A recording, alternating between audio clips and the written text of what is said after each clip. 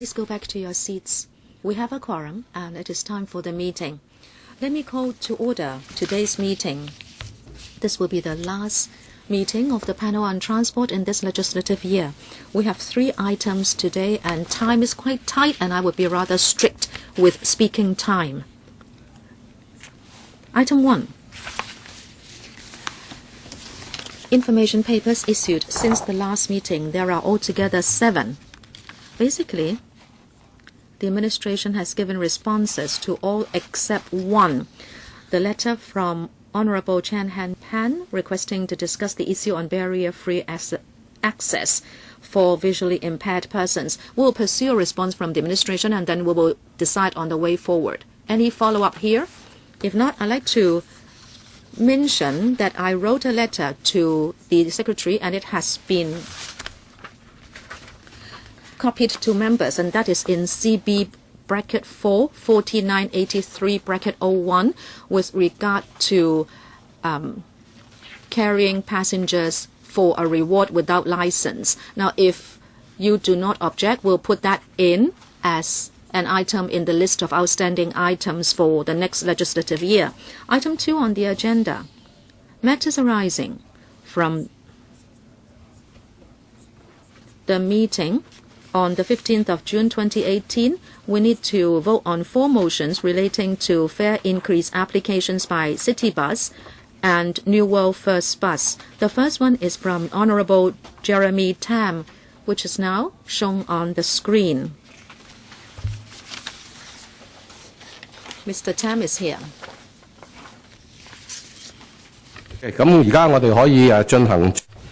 We can start the voting process. Members, please go back to your seats. You need to press the button to vote, and we'll now proceed to vote.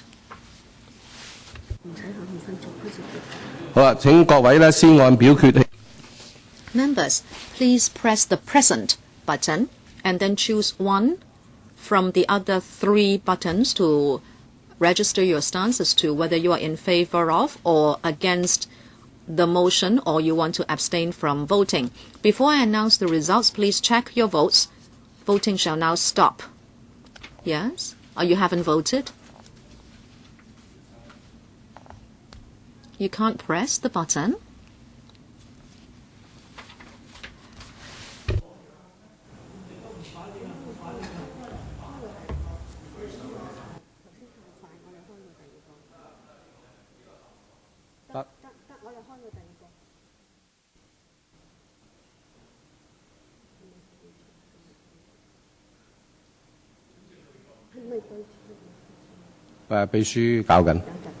The clerk is looking into it.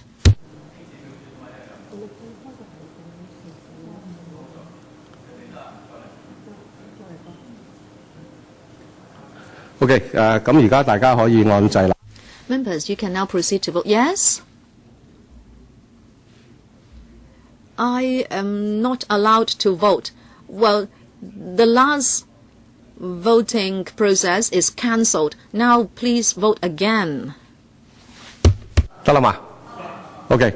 Is everything okay? Before I announce the results, members, please check your votes. Voting shall now stop, and the results are displayed.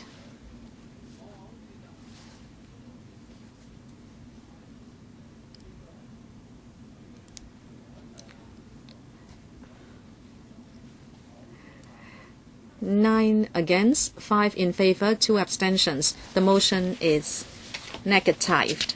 The second one is a motion by Mr. Charles MOK. It is also shown on the screen. Now we will proceed to vote.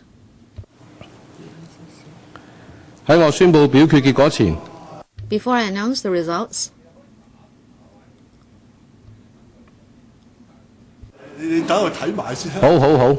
please allow me to read it first. Certainly.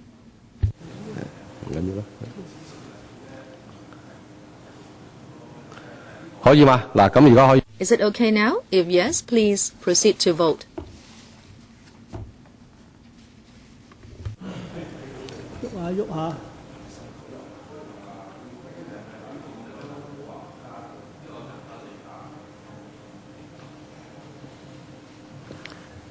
大家可以啦嘛？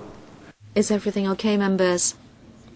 Before I announce the results, will members please check your votes? Voting shall now stop and the results are displayed. 係9票。 9 in favor, 8 against. The motion is carried. Next one. It is a motion by Mr. AU Nok-hin. Members, please read the motion on the screen.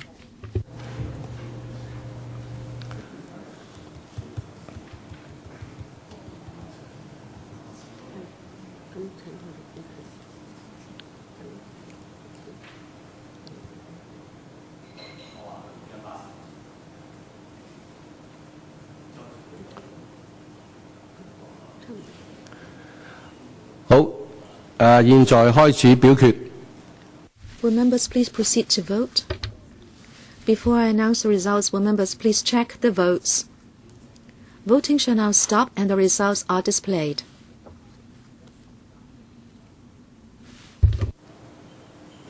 喂，咁即係點啊？即7票贊。 7 in favor, 7 against, 4 abstentions. The motion is not carried. The fourth motion, a motion moved by Honorable Chen Han-pan and Lau Kwok-fan. Please look at the screen.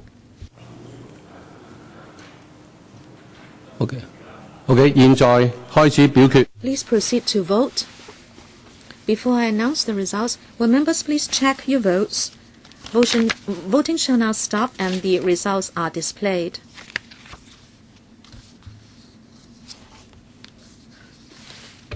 贊成嘅係13票。 13 in favor, 1 against, 3 abstentions. The motion is carried.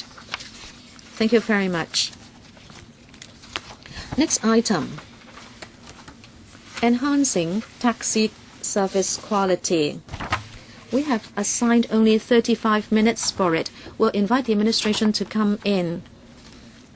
All members who are in the building should now proceed to the meeting room. If you'd like to ask questions or make comments on these items, I will draw a line when the time is up for this item.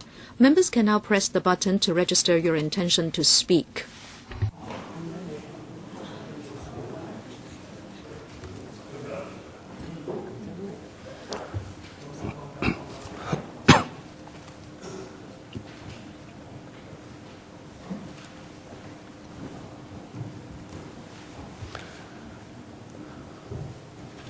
首先係歡迎局長。 First, I'd like to welcome the Secretary for Transport and Housing and his team who are attending the meeting to introduce the item. Secretary, over to you. Thank you, Chairman. Chairman, the government has been striving to enhance the service quality of taxis so as to better meet the needs of the public. On the one hand, we'd like to improve the operating environment of taxis and enhance the service quality of taxis to facilitate the long-term healthy development of the taxi trade. On the other hand, we need to step up deterrence to deter misconduct of taxi drivers, especially repeated offenders. In January this year, the Transport Department established the Committee on Taxi Service Quality to serve as a multi-party platform for discussing various strategies and measures to drive changes to enhance the service quality of the existing 18,000 taxis. The committee has made some progress in terms of the taxi service standards and guidelines and also the trade views. The committee has proposed a series of enhancement measures. Details are set out in the paper. We'd like to brief members on the latest proposal and to consult members on the proposals.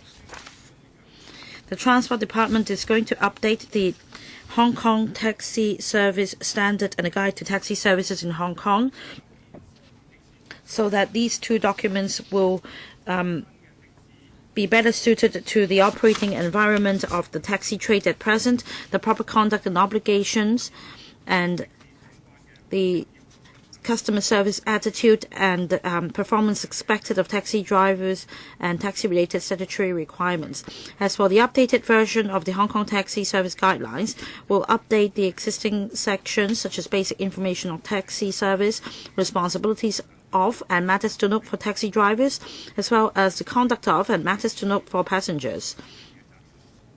And there will also be a new chapter to elaborate the responsibilities of owners, agents, and matters requiring their attention so as to improve service quality and safeguard the interests of stakeholders.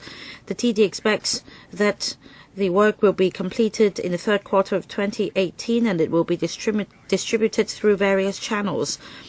And there will also be signature campaign. The TD will encourage the taxi trade and drivers to take part in the campaign to elicit the trade support for compliance. And the training courses online will also be provided so that taxi drivers can search for online short videos covering different units such as effective communication skills, methods of handling conflicts, good customer service skills, and knowledge on barrier-free facilities. Participants who have completed the course and passed the exam and will be awarded a certificate and will be allowed to display labels inside taxi compartments. The online training course is expected to commence in phases at the end of 2018. And the government is reviewing the existing sanctions for various taxi malpractices to strengthen the deterrent effect and to improve the service quality of the taxi trade. In the review exercise, we have carefully struck the balance that the penalties shall have a sufficient deterrent effect and at the same time be set at a reasonable level. And in view of requests from the community and feedback from the taxi trade, we propose to take a two-pronged approach to raise the penalties of taxi driver-related offences. First, in relation to offences of a more serious nature, including overcharging, refusal to hire, not using the most direct practicable route, soliciting, defacing, and damaging or altering of taximeters, we propose to set up a two-tier penalty system. The maximum fine and imprisonment level for the first offenders will be maintained at the present level, that is level 3 fine and imprisonment of 6 months. For repeated offenders, they will be subject to a higher maximum fine and imprisonment, that is a level 4 fine and imprisonment of 12 months to achieve deterrent effect against repeated offenders. Second, to strengthen the overall deterrence, especially on taxi drivers who have repeatedly committed various malpractices, we propose to introduce a taxi driver offence point system. So when a taxi driver is convicted of taxi-related offences by the court, apart from imposing penalties on the driver in accordance with the existing legislation, offence points will also be recorded. When the points are accumulated to a certain level, that is 15 or above within a 2-year period, the driver's taxi driving qualification would be suspended for a certain period of time. First conviction means 3 months. Repeated convictions mean 6 months. And we also notice that there are divergent views from the trade on what offences should be included under the taxi driver offence point system, and there are also provisions in the law that may be duplicative and obsolete. We are reviewing these provisions and we're preparing for a legislative amendment exercise. Our preliminary target is to introduce the proposal into LegCo in 2019.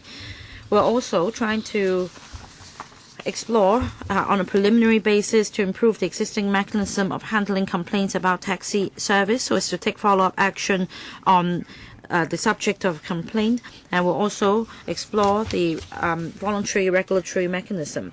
Apart from issuing referral letter or advisory letter to the taxi owner, as per the current practice, the Transport Department will also inform the driver directly so as to demand that the driver give a report on the follow-up action in relation to the complaint.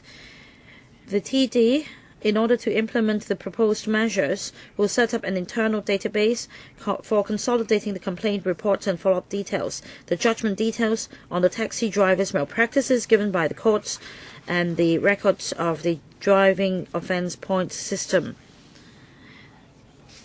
The TD will also provide the particulars of taxi owners and drivers who are repeatedly complained to the police for appropriate follow-up investigations and enforcement actions. The proposed measures are expected to be implemented progressively from the fourth quarter of 2018.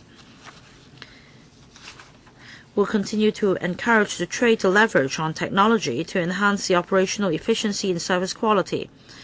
For example, setting up or integrating the taxi hailing application platforms, and we also noted views from the public and the trade that CCTV system in taxi compartments may be installed without compromising customers' or passengers' privacy, personal data privacy. The TD is in the process of drawing up guidelines for reference by the trade. By implementing the above measures, we aim to take a multi-pronged approach. On the one hand, we'd like to enhance publicity and education to improve service quality, and on the other hand, we'd like to increase deterrence for taxi driving related offences. We'd like to consult members' views on the proposals, and we'll be happy to take questions from members. Thank you. Thank you, Secretary. Well, we will discuss this item from 11 to 11:35. It's been 7 minutes already. I see that 13 members have pressed buttons. I can only allow 3 minutes for each member. I'll draw a line. Mr. Leung Chi-Chen will be the 14th member. Each will be given 3 minutes. So please observe the speaking time limit strictly. In accordance with Rule 83A of the Rules of Procedure, please disclose the nature of the interest, if there is any direct or indirect pecuniary interest in relation to discussion items today. Let's start with Mr. Leung Chi-Chen. 3 minutes. Chairman, in recent years, we understand that there has been black sheep in the taxi trade committing overcharging and other related offences, undermining the image of the taxi trade as well as tarnishing the image of Hong Kong as a city for tourists. And we have a consensus on this issue between the public and the taxi trade. We agree that there should be strong deterrence against the malpracticing taxi drivers. These taxi drivers may be overcharging passengers to a tune of several hundred, or even $1,000. Now, you take a broad brush approach. Overcharging, you only deduct 10 points, and the taxi driver qualification will only be suspended if 15 points have been deducted. That means a taxi driver can at least cheat passengers once. Now, for serious offences amounting to $100 or $1,000 being cheated out of passengers, why should they be allowed to continue? Because these taxi drivers undermine the interests of passengers and also undermines the image of the taxi trade.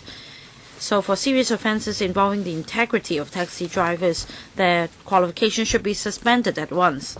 Very often when the matter is taken to court, a very minor fine is meted out, and very rarely will the court sentence the taxi driver to immediate imprisonment. Will you consider that, Secretary?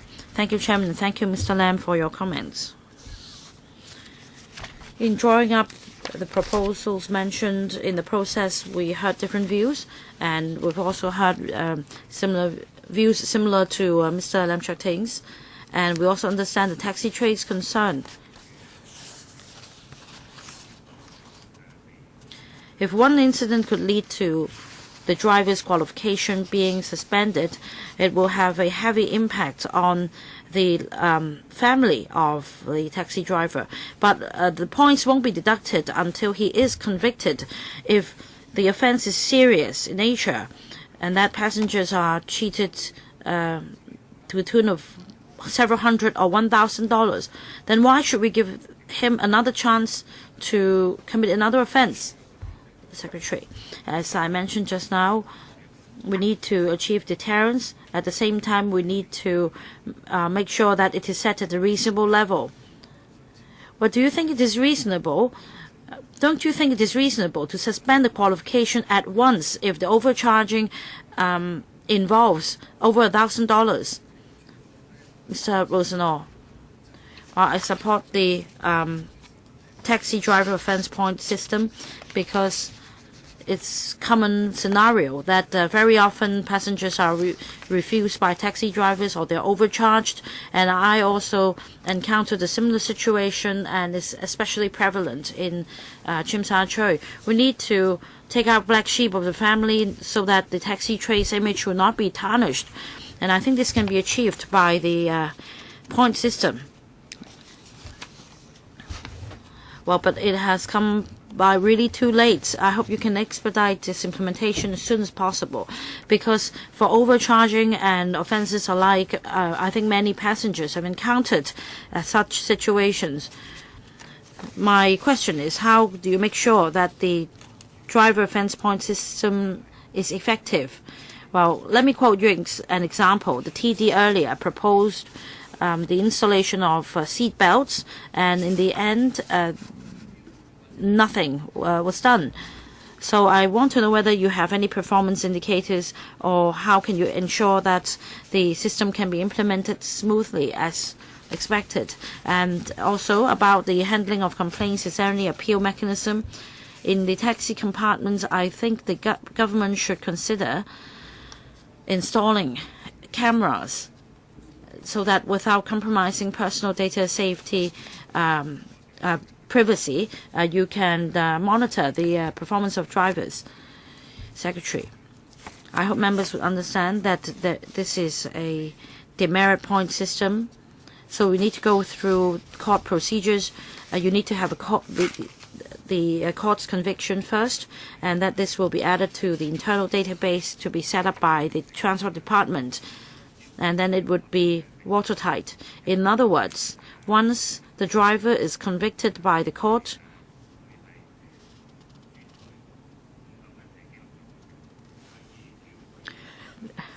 the points deducted will definitely be recorded. As for divergent views on the taxi driver offense point systems, we need to rely on the system itself, and that means the court's conviction. Of course, the taxi driver can also lodge an appeal if he is convicted. So we already have an appeal mechanism. Regarding the third point, CCTV, as we mentioned just now, in principle, we're in support of a CCTV system, but then there should be guidelines for reference by the trade. But at the moment, in the community, we've heard two views. One that is that it should be mandatory, the other it should be voluntary. I think on the matter of personal data privacy, we may have divergent views, and we therefore would like to implement this on a voluntary basis, and depending on the effectiveness, we'll follow up on it. Mr. Gary Fan. Thank you, Chair. The administration is seeking to enhance the quality of taxi service, but you cannot just regulate the taxi trade. You have to introduce competition into the market. Why is it that the taxi trade is now willing to reform itself? It is because the administration has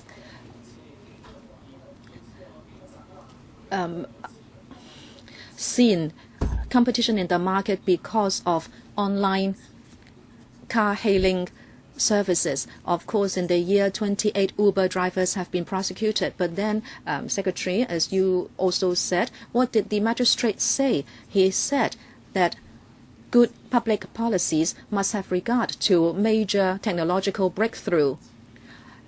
Back in 2015, the Legislative Council was aware of personalized and point-to-point passenger service, and we appealed to the administration to take remedial measures immediately. So my question for you is, Secretary, since our laws are not keeping up with the times and our transport policies are outdated, this is because the administration has not reviewed the personalized and point-to-point passenger carrying service. I'd like to ask the Secretary whether you will consider what the Consumer Council proposed at the end of last year, and that is you should open up the market gradually to allow online booking of cars to apply for a license or a permit. Secretary, the question is not directly related to the topic under discussion, but please do answer it. Thank you very much.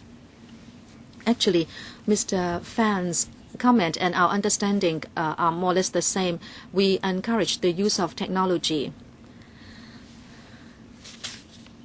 as it applies to point-to-point service, whether it is by taxi or by other rental cars. We can actually encourage the use of apps in order to provide quality service. We are encouraging that with the taxi trade, and we are supporting it. As to the point-to-point service, which is provided by Uber, as long as, first of all, it complies with the laws of Hong Kong, it can use technology, and if it can apply for a passenger carrying service, then it can operate in Hong Kong, and there are no laws to prohibit the operation of such vehicles in Hong Kong. And with regard to the Consumer Council's views, we have proposed the Premier Taxi Scheme, and we are getting prepared for it. We are communicating with the Consumer Council, and we both think that that is the right direction to go. We hope we can use different channels in order to continuously improve taxi service and point-to-point service. Next one, Mr. Ronick Chan. Thank you, Chairman. The proposals to enhance taxi service quality include to update the guidelines and also give training to taxis in order to enhance quality, and also you are increasing the penalties. Well, so much for such measures, but then there is no incentive given to taxi drivers to enhance quality. For those who perform well, there is no particular encouragement or reward. You are only looking at the stick, and you can only seek to maintain service quality. I don't think you can enhance it. I'd like to make two proposals to the administration. Number one, the Secretary said that by using online applications, you hope to make the service more efficient. Will you consider introducing an assessment system by passengers on these online platforms? Because if a taxi driver is assessed to be a good driver, more people will use his service, and that would be an incentive to enhance quality. Two, apart from introducing competition, you can consider having taxis managed by companies. As you know, now taxi drivers act on their own, and they sometimes are their own employer, and they are not banded together. Now, I'm not talking about a conglomerate issuing tens of thousands of licenses, but I'm thinking of having a company, say, for example, engaging 10 to 20 drivers so that their quality of service can be regulated, and so that you can give a new face to the entire taxi trade. Two questions, Secretary. Thank you. Thank you, Mr. Chan. We have similar thoughts. Apart from penalties, we are trying to make use of incentives to continuously enhance quality. Training is a starting point. We are considering online applications, and also we know that there are quality drivers in the trade, and they do give recognition to such drivers.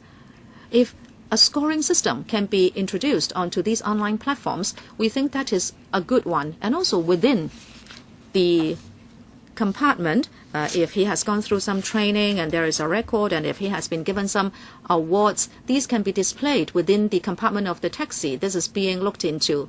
As for management, in the A Guide to Taxi Services in Hong Kong and the guidelines, we do state the behavior expected of owners, agents. And also when we introduce premier taxis, later we will consider whether the operator actually hires the taxi drivers, and we will give it some positive recognition if the taxi drivers are actually employees of the operator. We hope that this will be a way for the taxi trade to evolve. Well, I'd like to give you some information, Secretary. we already have certain taxi drivers who are employed by some companies. Next one, Michael Look. Chairman, the black sheep in the trade, of course, affect the image of the trade and Hong Kong, and also they undermine the interests of passengers, and it is only right for you to increase the penalties. However, if the penalties are also going to affect law-abiding taxi drivers, so that for minor technical glitches, these taxis are caught by the law, that would mean a lot of pressure on these drivers. Therefore, the General Union of Transport Workers, we object to the demerit point system, say, for example, overcharging. I'd like to ask your view on that. Very often, passengers are easy with the coins and small change, but after there is this driver offense point system, this may be a cause for complaint, and once the driver is caught, 10 points will be recorded, and if the driver will refuse to give small change back twice, then he will have his license suspended and his entire family will be affected. Now, not using the most direct route or practicable route, of course, if there's a back detour and in order to boost the tariff, of course, you should combat those. But then within the urban area, the driver can choose different routes, and if it is just 100 or up to 1,000 meters more, the driver may have regard to possible congestion and the environment on certain road surface. I think that should be allowed. But then are you asking the drivers to use a navigation app in order to discuss with the passenger which route to take before he should start the journey? Right now, within the law, there is already a very clear penalty, including imprisonment. The thing is, all along, with regard to serious offenses, the court has all along been very lenient with the drivers. So I'm talking about minor technical glitches and possibly misunderstanding, and also something that is within the convention. I hope this will be separated by deliberate, intentional, law-breaking acts. I'd like to know how you can distinguish between minor glitches and serious offenses. Secretary. Thank you, Mr. Look. I'd like to take the opportunity to clarify something. The taxi driver offense point system is so proposed that we have regard to our previous record. If we prosecute a taxi driver for offending the law, the police and the court have always acted with caution and fairness. Therefore, law-abiding taxi drivers will certainly not be affected. So whatever is reasonable will mean that fairness will be done to the actors. Well, because of time constraint, I can take this up afterwards with Mr. Look. Next one, Jeremy Tam. I'm a member of the Committee on Taxi Service Quality. We discussed this taxi driver offense point system. Mr. Tam, please continue. Is my mic on? On the offense point system, we support it. But of course, with regard to illegal parking and also not taking the most direct or practicable route, taxi drivers may be caught. But this time around, you say that you would review it because the law may be outdated in this regard. I believe the offense point system is the appropriate way to do it. Some members mentioned whether it would be too strict, and if you do not return some small change, you may be prosecuted. But, well, there is the law, and the court will be able to make a judgment. Well, has there been any case of conviction just because the taxi driver did not give back a small change? So I don't think there have been any successful prosecutions, and I believe the enforcement should be left to the police and the court. Well, about the CCTV, you say that there will be a voluntary guideline, but that will be a big problem. It is not like the cameras on private cars of course, you use the cameras to protect yourself. If you are in the right after collision, you will show the clips, but if it shows you are in the wrong, you will not want to supply it. However, if you install it in taxis in order to take care of the possibility of disputes, now if this is done only voluntarily, then if the clip will not be advantageous to the taxi driver, what can you do if the taxi driver refuses to supply it? So the entire thing is that you are only protecting the driver. And there is another risk. If the information is put online and for the passenger to be subject to public comments, what can you do? Whatever is online has been online and spread around. What can you do? If it is just voluntary, and you also say that it will operate by a guideline, you are not going to afford any protection. So if you are going to do it, please draw a line clearly. The memory should be fitted into the meter.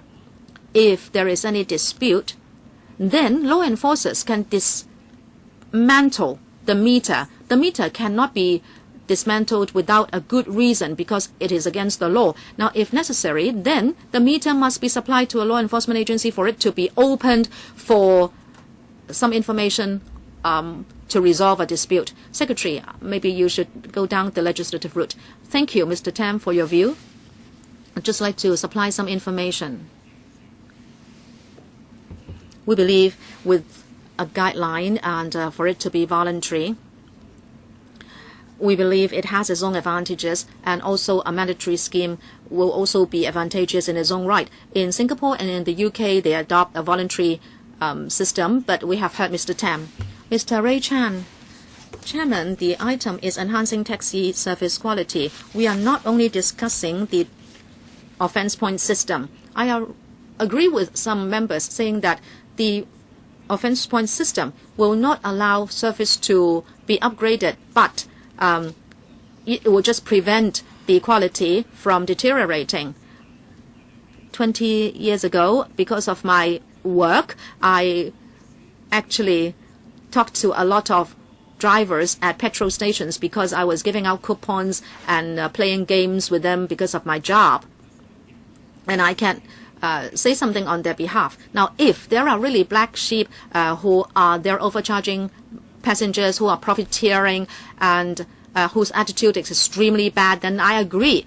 But in fact, you are going to affect the average law-abiding taxi driver, and you are going to exert pressure on them on a daily basis. Say, for example, they are going to be off shift and they take their taxi to a certain point, and then people may say that they refuse hire even if they are just taking the taxi for shift change.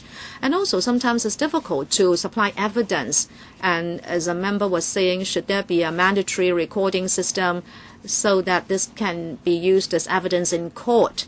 Well, to me, I think the offence point system will not be the final solution to bad quality service. Now, why is it that taxi drivers have such bad attitude? It is because they are of the view that they are ripped off by the taxi owners. Well, the taxi license price has been escalating, but taxi drivers have a harder and harder time making a living. The offence point system will not affect taxi owners. The taxi driver may be suspended, and then the taxi can be hired to other people. But is the taxi owner responsible to make sure that the taxi that he hires out can provide reasonable level of service? I support that there should be market competition so that we can attract more committed drivers to join the trade. And in fact, I'm not talking about Uber, because the Uber drivers are also being exploited. I think we should introduce competition into the market. I think this is a solution to improving service quality. Secretary, thank you, Chairman, and thank you, Mr. Chan, for your comments. Regarding regulation and the taxi driver offence point system, we target malpracticing taxi drivers, but on the whole, we want to improve the service quality of the trade. So in terms of training for taxi drivers. For example, if a taxi driver has accumulated a lot of points, we'll contact the taxi owner, urging him to urge the driver to improve. So as a professional driver, the taxi driver should be equipped with a reasonable level of knowledge and customer service attitude, and we'll work on that. Mr. Ben Chan. We agree that we should target the black sheep of the trade, and we support the taxi driver offense point system. However, according to media reports in the past, some black sheep might have committed offenses repeatedly, such as overcharging, and as a repeated offender, the taxi driver could continue to commit further offenses, and at the moment there is no mechanism to permanently suspend the qualification of the black sheep to prevent them from practicing in the trade. Regarding these serious offenses, I'd like to know from the government or from the department what measures you have to prevent the black sheep to continue to practice in the trade.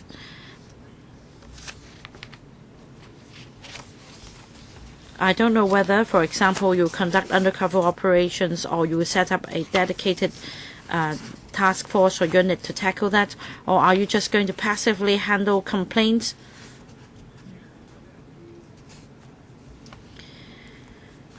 In the past, whenever there were disputes, it was one version against the other. About voluntary installation of CCTV system in taxi compartments, we don't think it is satisfactory. Very often, these video clips would be uploaded on the internet. So if CCTVs are to be installed, there should be encryption standard imposed by the government so that the clips will not be leaked on to the internet. And we should have a comprehensive proposal. According to the trade, for example, during peak hours, perhaps they can use the bus lanes so that passengers in a hurry can shorten the journey time by allowing taxis to use bus lanes so that they can enjoy genuine door-to-door service. I don't see this being addressed in the paper. Secretary. Thank you, Chairman. Thank you, Mr. Chan, for your comments. And I think I need to make it clear that all these proposed measures seek not to punish taxi drivers. We seek to step up deterrence, to make the measures more effective, so that taxi drivers will not commit the related offenses. That's the first point. Second point. Well, even if a driver has accumulated more than 15 points and has to have his qualifications suspended, we need to give him a chance to turn anew, and that's also the attitude of the Correctional Services Department. Anyone should be given a second chance. But of course, if the offense is serious, the court will meter out appropriate sentences. As for other measures to help enhance the service of the trade, we note your comments, Mr. Chan. Next, Mr. Yu Si-wing. I declare, first of all, I am a member of the Committee on Taxi Service Quality. I also support the taxi driver offense point system.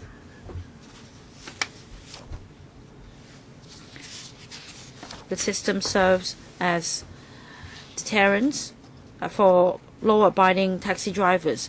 But I think for the black sheep, they will just continue to commit offenses, because at the moment we already have legislation, and yet they continue to commit offenses. So I think the government should consider mandating the installation of CCTV in taxi compartments.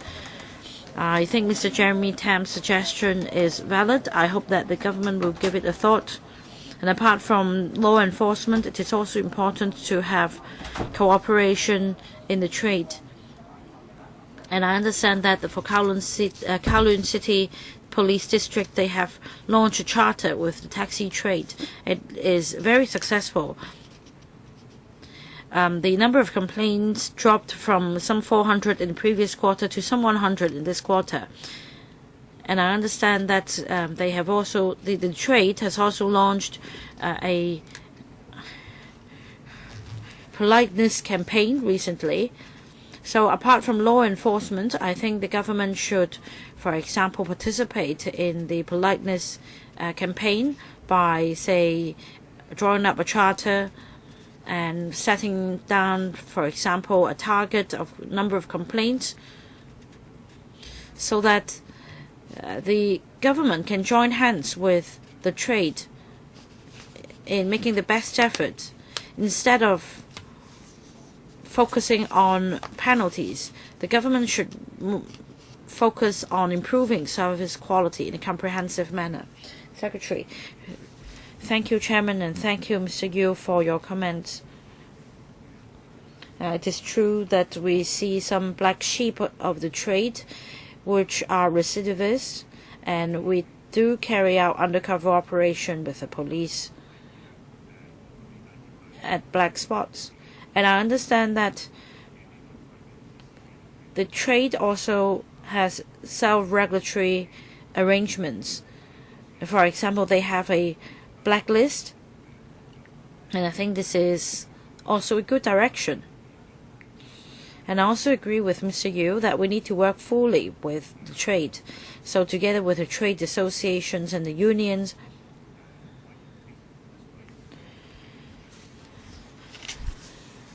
and the Committee on Taxi Service Quality, we communicate with them and liaise with them very closely.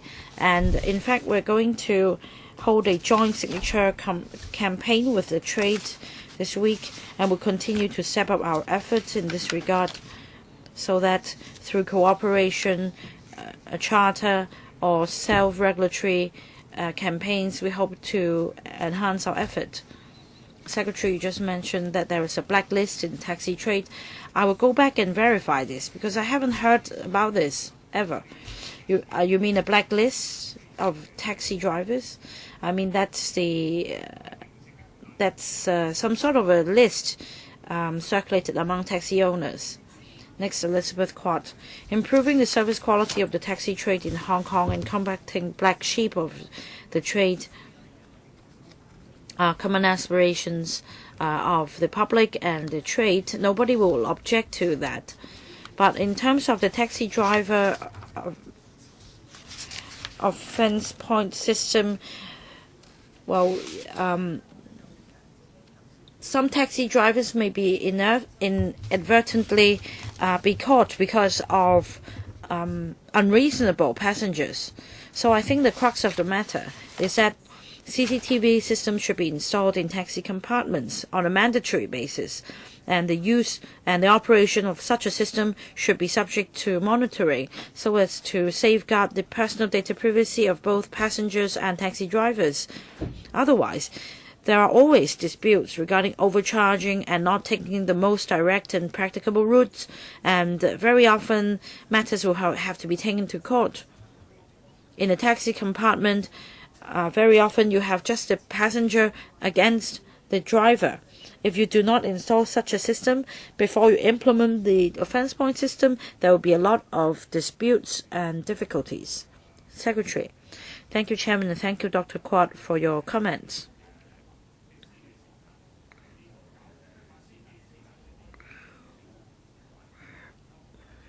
Regarding minor disputes or bickerings between passengers and taxi drivers over minor matters, we're exactly targeting these problems.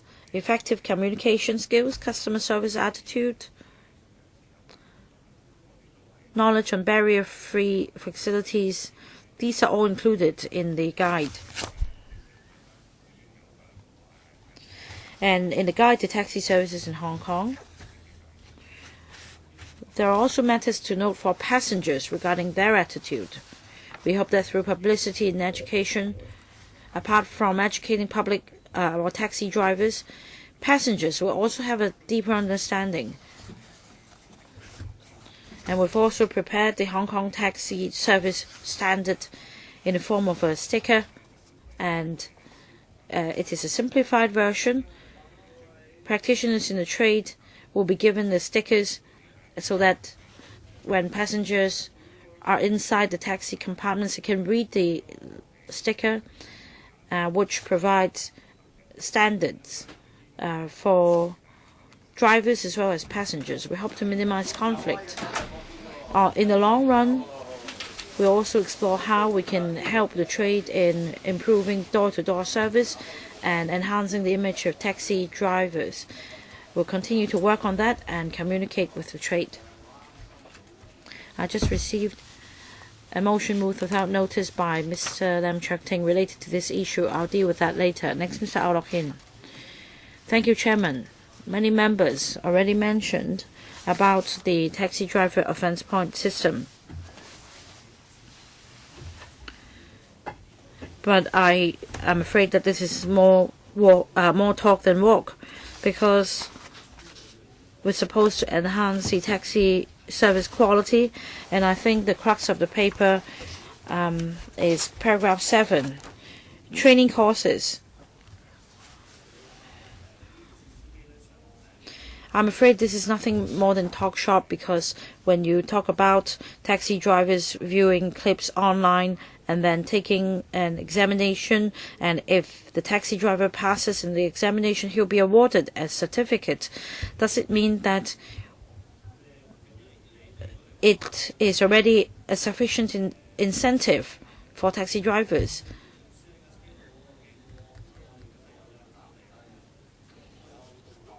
Does the certificate posted inside the taxi compartment attract business?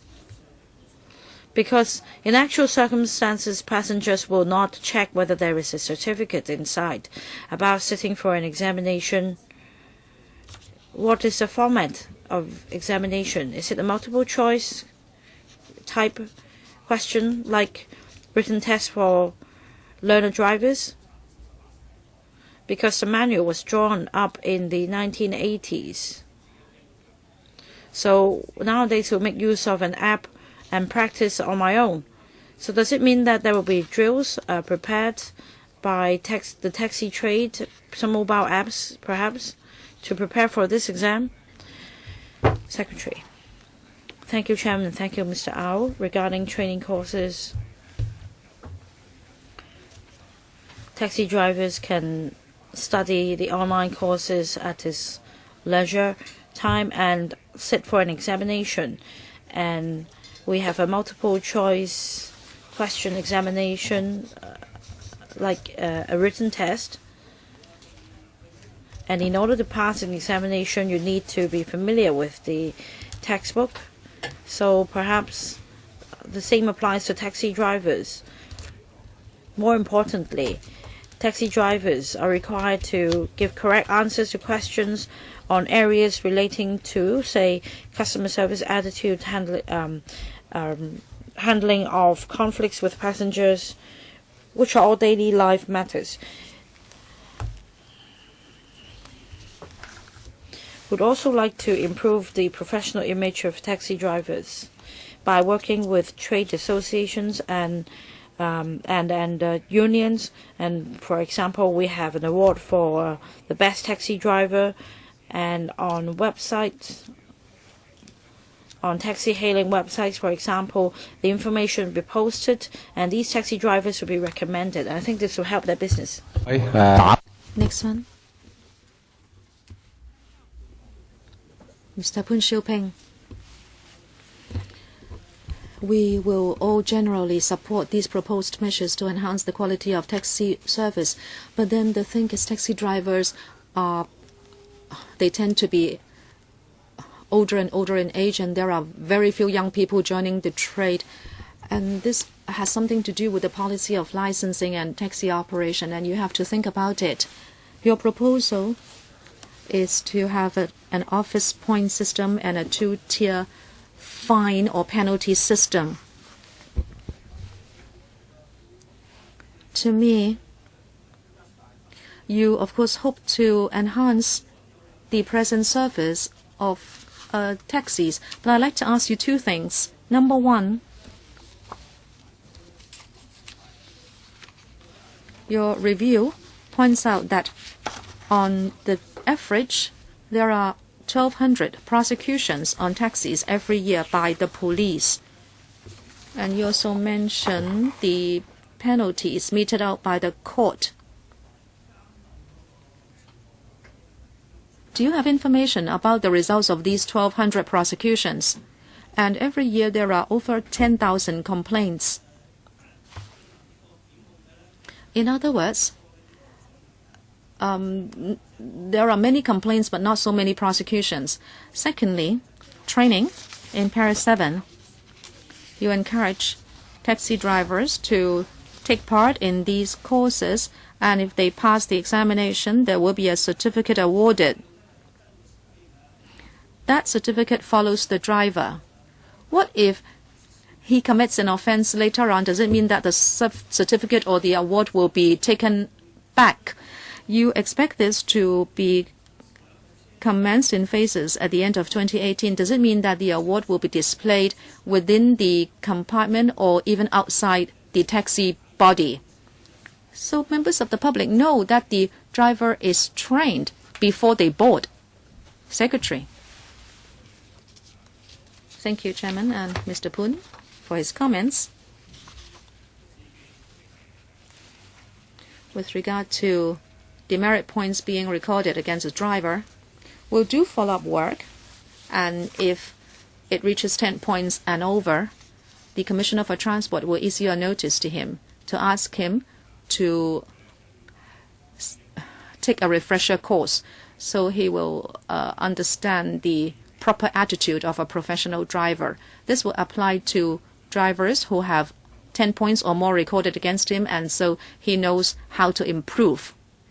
As for the award or certificate, now if he commits a serious offense, does it mean that it will be taken back even after he has set the course? We will go back and consider this. As for prosecution figures, we can supply them to the clerk after the meeting. Mr. Leung Chi-Chang.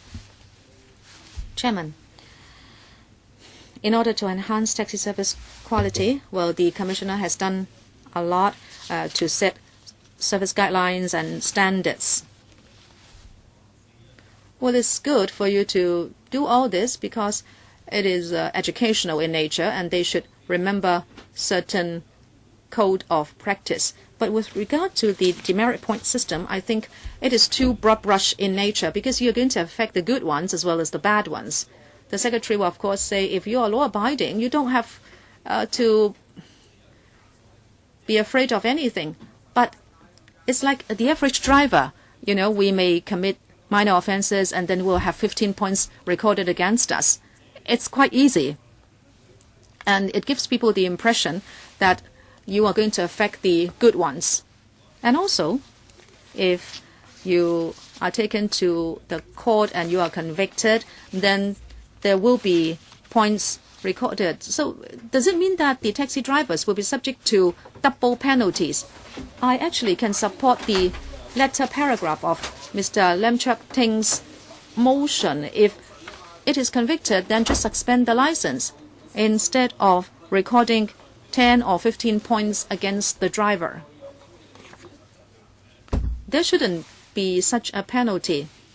Okay, a fine is meted out and then you record points against him and then his license is suspended. Why don't you make the penalty even stiffer, like to include imprisonment or immediate suspension of license? Because it seems this will be too restricting on the law-abiding ones. Secretary, why don't you go down the legislative amendment route? Thank you, Chairman. Of course, the laws can be amended, but it depends whether there is a need to do so.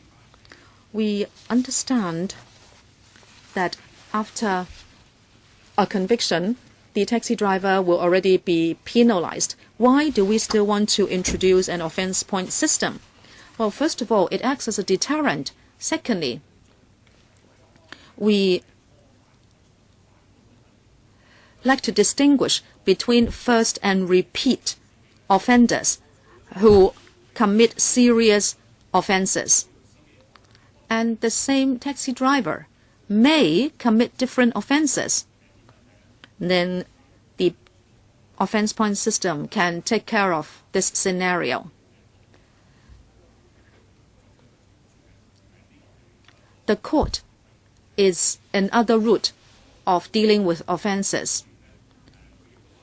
Mr. Leung said he would agree with Mr. Lam Cheuk Ting. We understand members would also like to bring about improvements to taxi quality, so we will consider those views. I like to make a comment, and I'm the last to speak on this item. When you impose heavier penalties on taxi drivers, I know the taxi trade has another request, and that is you should correspondingly increase penalties for those people who carry passengers without a license, so that you also look at those who are breaking the law. I think you have also heard a lot of opposition to the offense point system by taxi drivers recently, as members were saying the definitions are not clear. What do you mean by overcharging? What do you mean by not taking the most direct and practicable route? I hope you will communicate with them and tell them exactly what the scope is. You remember that earlier on, I proposed a development plan for taxis until 2020. We said that if you introduce an offense point system, you must at the same time introduce CCTV and GPS. I talked to taxi trade organizations. They thought that they might be framed up, and they said that they must have the other two complements before they would accept the offense point system. And some members said that at the same time, when you impose a stick, there should be a carrot. The good ones should also be recognized. Secretary, you said that there can be the display within the compartment, but people will get to see it only after they board. As a quality driver, I want it to be shown to the public. I want the display to be on the taxi body outside the compartment. But this may amount to soliciting, and it is against the present law. But I hope you will consider it, because it's a kind of recognition, a kind of glory. It should be shown to passengers before they board. And some other members have talked about serious deception. And what do you mean by serious deception? What is the level of overcharging before it is considered serious? And also defacing, damaging, or altering of taxi meters. I agree that this should be penalized heavily. Even the frontline drivers agree. They say that they would be happy if you revoke the license altogether, so that these people are taken off the trade. They say that if there are 6 convictions and people are imprisoned, then you should be able to revoke the license. But then this is not in our laws now. Those taxi drivers can still remain on the road, and so the law is not able to take care of such serious offending drivers. So first of all, serious overcharging. I'm not talking about the small change. Secondly, altering of taxi meters. I think these two are heinous crimes, and the penalties can be made more heavy. And I'm just making a comment. I hope the administration will listen to the trade. And when you talk to them again, please consider the views. In fact, members generally support your proposed measures, but they would like you to make fine-tuning of certain measures.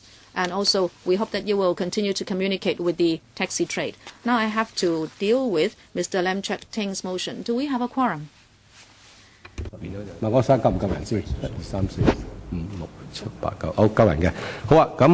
Yes, we do. It is on the screen. Please read it out. That this panel require that penalties be made heavier in order to tackle black sheep in the taxi trade, including deception convictions, such as serious overcharging. So the serious offending drivers can be subject to the point system and have their licenses immediately suspended in order to protect passenger safety, passenger interests, and also the professional image of the trade. We have a quorum. Please proceed to vote. OK， 唔係，但你可以撳掣啊嘛，好簡單嘅而家。It's very easy. Just press the button. 係嘛？請大家按掣好嘛，好簡單嘅啫。Members, please proceed to vote. It's very simple. This is like a division. Your names will be recorded. Do we need 5 minutes? Well, we have a quorum. We don't need to wait 5 minutes. OK， 喺我宣佈表。 Before I declare the results, members, please check your votes. Voting shall now stop, and the results are displayed. You haven't pressed the button. 大家表決完啦。 Have members voted? Okay. Please check your votes. Voting shall now stop, and the results are displayed. 6 in favor, 1 against, 3 abstentions. The motion is carried. We hope the administration will give it serious thought. Next item. Safety for franchised bus operation.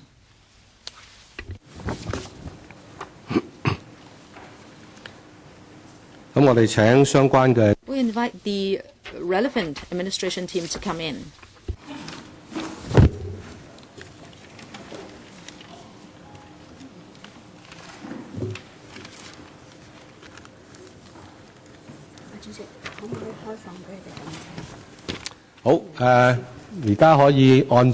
Members can now press the button to register their intention to speak.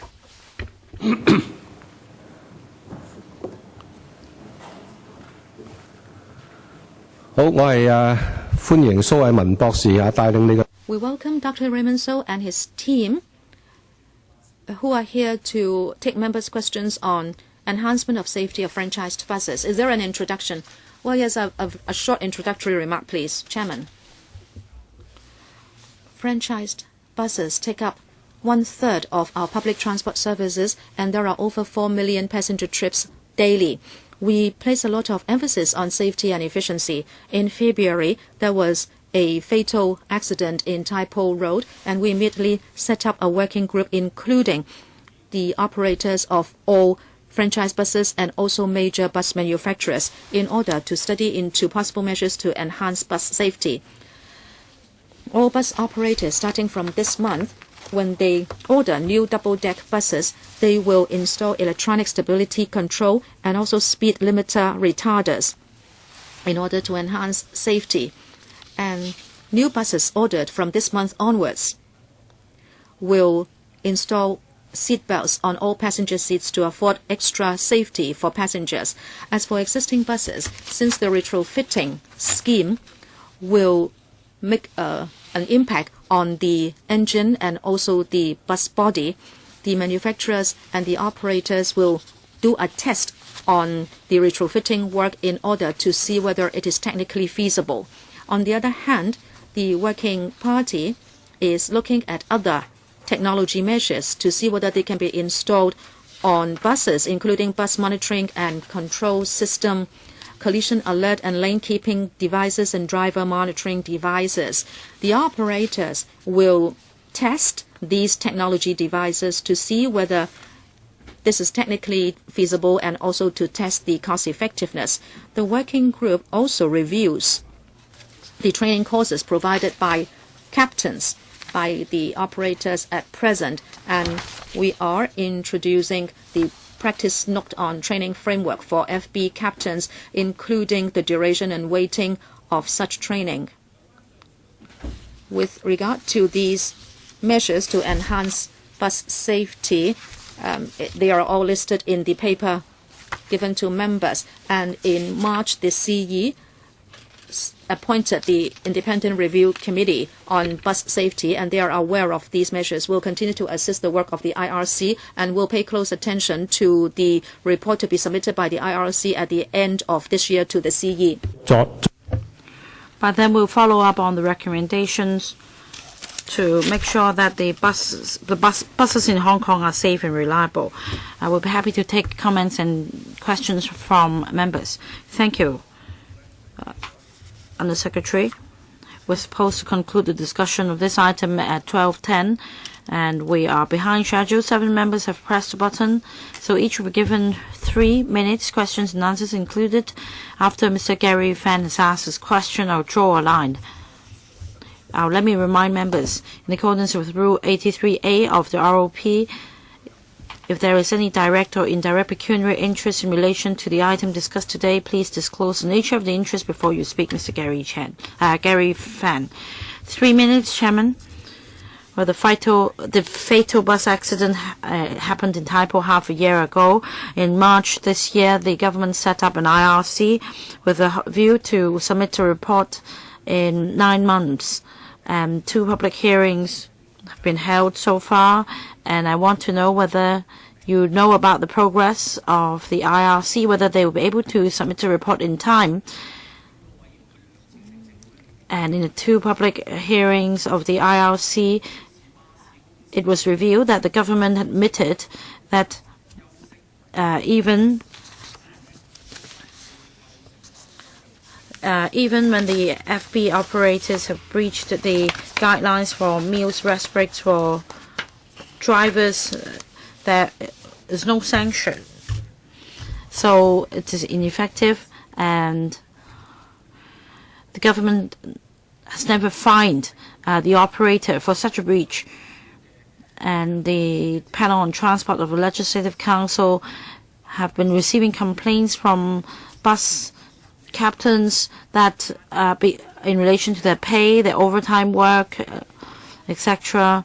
And this paper focuses on hardware in bus compartments and training.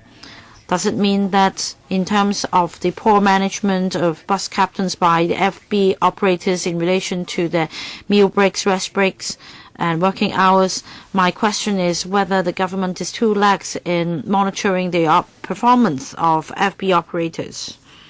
Thank you for the questions. Regarding the progress of the IRC, the IRC's work is in progress, and as such, it is not appropriate for us to comment. But we believe the IRC will impartially and fairly consider all views and consider all the views in depth. Second, about breaching the guidelines, it is true that there is a need to enhance the compliance.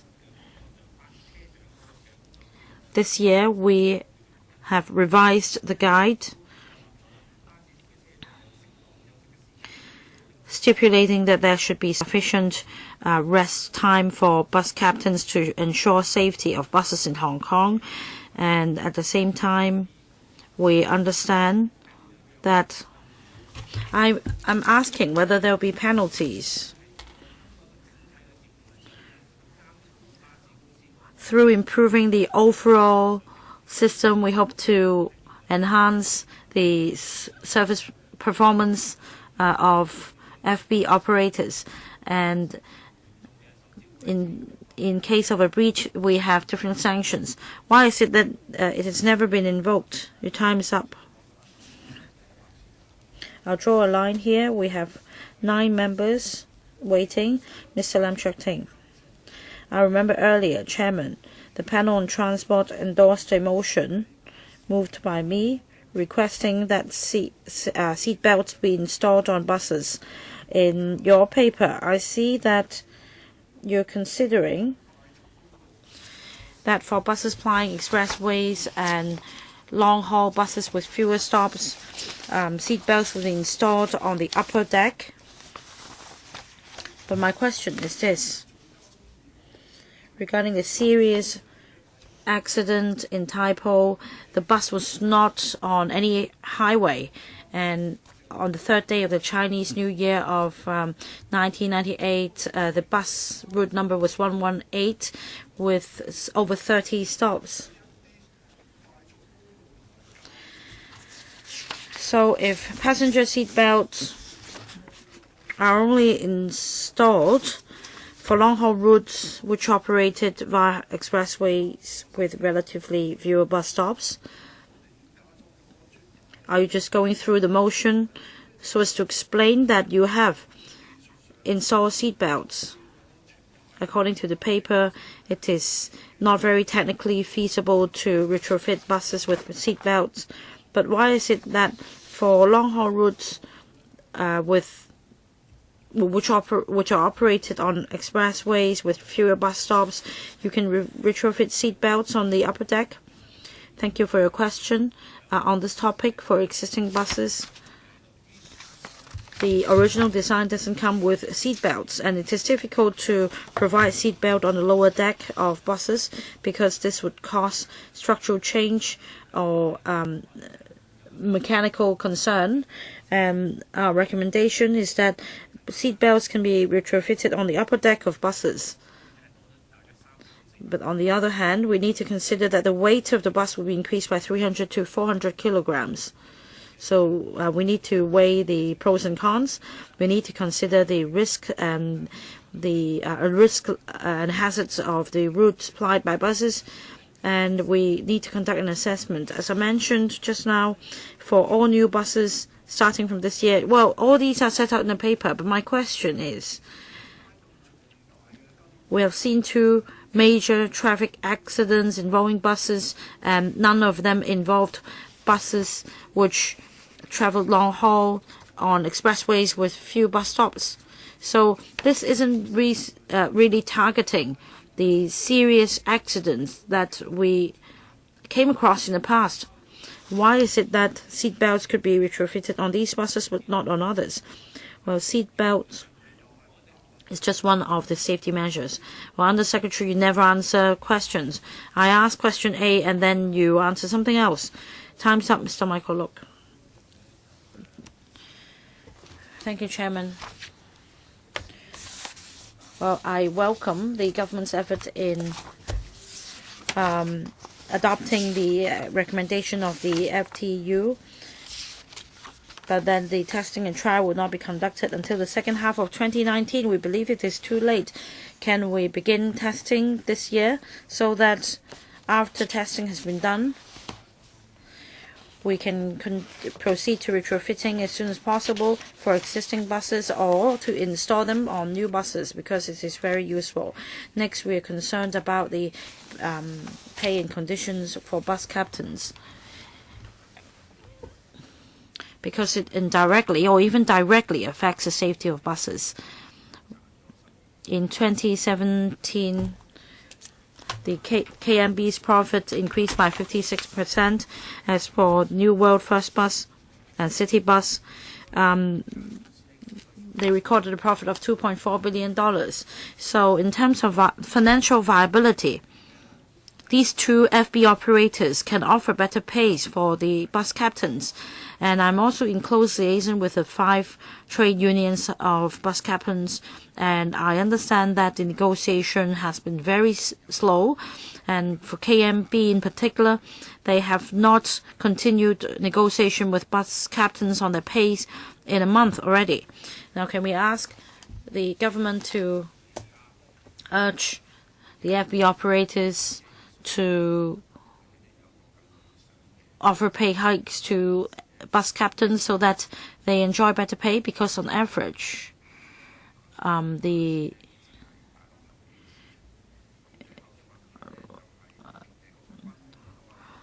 transport industry, the average pay is around 20,000, and bus captains' pay is falling behind. And in terms of training for bus captains, I see that you have a number of paragraphs in your paper, but can you guarantee that in the future there won't be some ad hoc arrangement? Instead, there should be proper training so that you can have some behind-the-wheel training with the help of a mentor, and that the learner driver would need to take a test. So in terms of training for new recruits, new bus route training, and also training for operating a new bus type of model. About installation of equipment and pay for bus captains and the progress of negotiation for pay hike. These are comments, and we'll bring your views back to the FB operators. Now, on training, I want to emphasize that different companies have different arrangements. For KMB, they no longer have ad hoc training. In other companies, I emphasize that bus captains can require more training sessions, and if need be, they can require that a trainer be present. Mr. Jeremy Tam.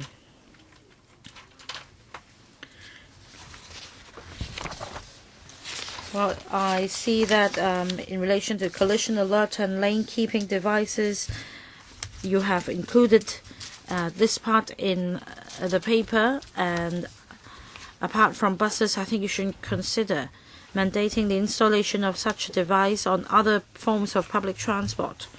Today, I'd like to talk about the working hours of bus captains. Basically, you haven't mentioned anything about the rest times of bus captains. In 2018, you revised the guidelines on bus captains' working hours, rest times, and meal breaks, but I emphasized a number of times already that it is still unreasonable. For example, under certain circumstances, the working hours would be longer. And for the 2018 version of the guidelines, there are only 4. Well, in the aviation industry, we have a stack of documents, some 40, 50 pages on deployment. And some of them actually apply to bus captains. For example, for the overnight shift, there is no mentioning of the overnight shift in your guidelines. You seem to suggest that a bus captain can drive overnight and then taking a short break, he can drive again in the morning. We should avoid it because we have the WCL, that is to say between 11 p.m. and 5 a.m. This is the period when people can't really stay up. So if a bus captain is required to drive during that period of time, you should shorten the working hours reasonably. In terms of the guidelines on bus captains' working hours, rest times, and meal breaks, you have not included any scientific consideration. It's really disappointing because we do have overnight buses, but this is not dealt with. So in light of what I said just now, will the government go back and consider the guidelines on bus captains' rest times, for example, and include this element? Under Secretary, I thank Mr. Jeremy Tam for his comments, and I'm grateful for his suggestions. But on the other hand, I want to emphasize that buses are not the same as airplanes. So a pilot's nature of work is different from bus captains. Well, I'm not talking about copying from the aviation manual directly, but it is it's a scientific fact that bus drivers would get tired as well. Next member, Mr. Ray Chen. Thank you, Chairman. Well, the title of this paper is Enhancement of Safety of Franchise Buses. But the paper is focused on hardware, safety device in vehicles, such as the electronic stability control and other equipment, as well as seat belts. However, in relation to the human aspects of bus services, namely bus captains, we only have one part, that is training. But in fact, we need to improve the pay and condition of bus captains because they need to work long hours at a very low pay, and many people are deterred from joining the industry, and there is a recruitment problem. Are there ways to encourage FB operators to substantially hike the pay and conditions for bus captains by, for example, improving the working hours and rest times so that more drivers will be encouraged to join the industry to improve the service? I have another concern. That is the health of captains who have committed serious offenses, especially their mental health.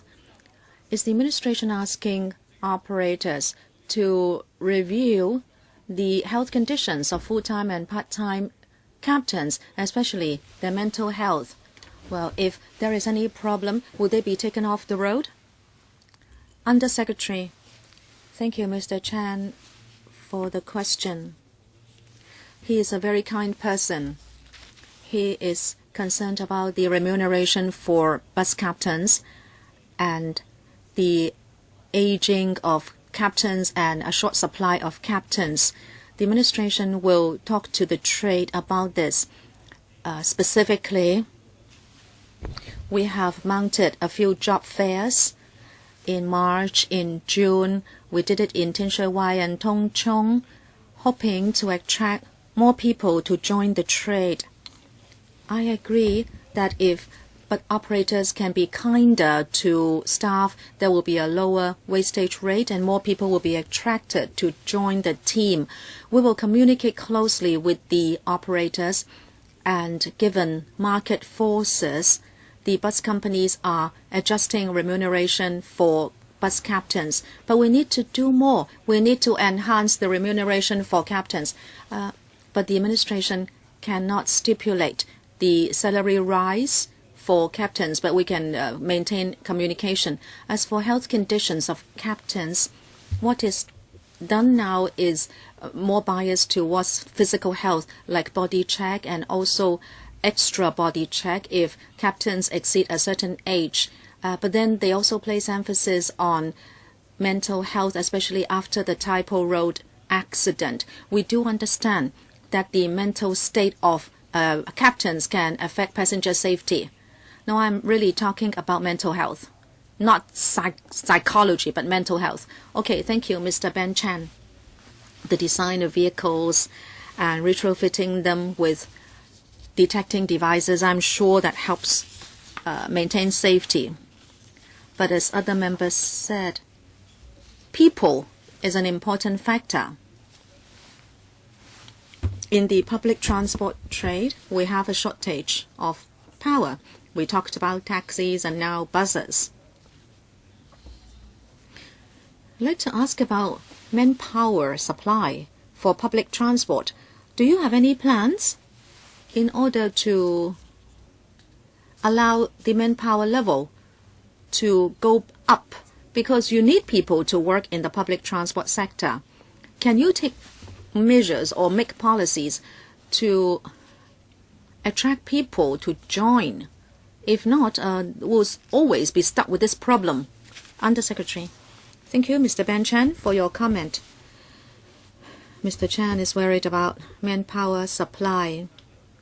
We mentioned that we are liaising closely with the trade, and earlier on in Tung Chung and Tin Shui Wai, we mounted job fairs.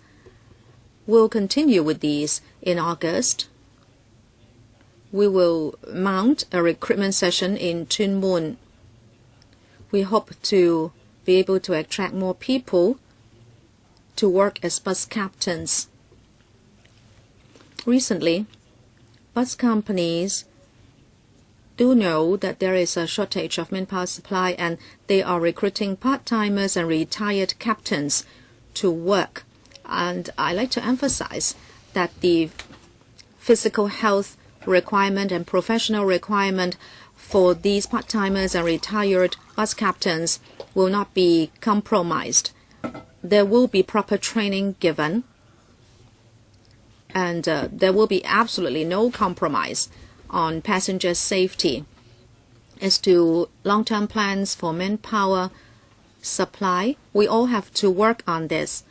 Bus companies are giving a higher or better remuneration package, and we are improving facilities at termini to allow bus captains have better space to rest. But then there are also community views, because sometimes we want to set up some resting place for captains. However, we need to also address the concern of the community. We hope people will give us their support so we can do a good job together. Chairman, in the past, it happened that there was some resting place for captains within a public housing estate, and yet the administration was unwilling to rent out the space at a cheaper rent for bus companies. Well, even the administration is unwilling, so how can you expect the trade to do something? I think the administration should also review its own acts. Mr. AU Nok-hin, the Tai Po Road bus incident allowed us to be enlightened about remuneration for the bus captains. as mentioned by many members. I'm talking about working hours, training, and the rest of the package.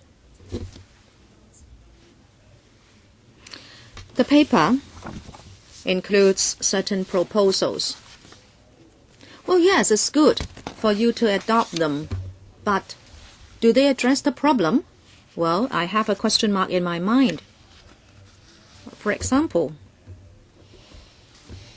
you can have more monitoring, you can have driver monitoring devices, and the rest. Would they help? Well, it's better to have them than to have none. But at the same time, the drivers will say they are subject to more monitoring and so higher pressure. Secondly, I understand that the working group does not have any captain union representatives on it, and therefore the voices of bus captains are not heard by the working group. You talk about retrofitting seatbelts. Again, it's better to have them than not to have them. But there may be consequences that you haven't thought of. Say, for example, you install seatbelts and that would cost 400 million. And then the bus operators will say, okay, you asked me to fork out 400 million, I want to have a fare hike. Even if there are seatbelts, just look at public light buses. Passengers are supposed to wear seatbelts, but how many of them do? You say you are going to mount covered operations.